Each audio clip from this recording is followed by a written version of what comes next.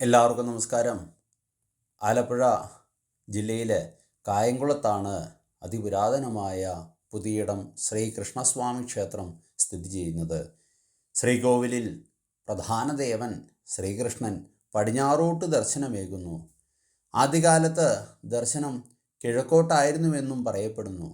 ശ്രീകോവിലിൻ്റെ ഇടതുഭാഗത്ത് കിഴക്ക് വശത്തായി ഗണപതിയും പടിഞ്ഞാറ് ശിവനും നാലമ്പലത്തിന് പുറത്ത് തെക്ക് പടിഞ്ഞാറ് മാറി ശാസ്താവും തെക്ക് വശത്ത് വള്ളീ സമേതനായി സുബ്രഹ്മണ്യനും കുടികൊള്ളുന്നു. സുബ്രഹ്മണ്യ ക്ഷേത്രത്തിൻ്റെ പടിഞ്ഞാറേ മൂലയ്ക്ക് ബ്രഹ്മരക്ഷസിൻ്റെ ആസ്ഥാനവും ക്ഷേത്രത്തിന് മുന്നിൽ നാലമ്പലത്തിന് പുറത്ത് മണ്ഡപത്തിൽ സരസ്വതീ സാന്നിധ്യവും നാഗപ്രതിഷ്ഠയുമുണ്ട്.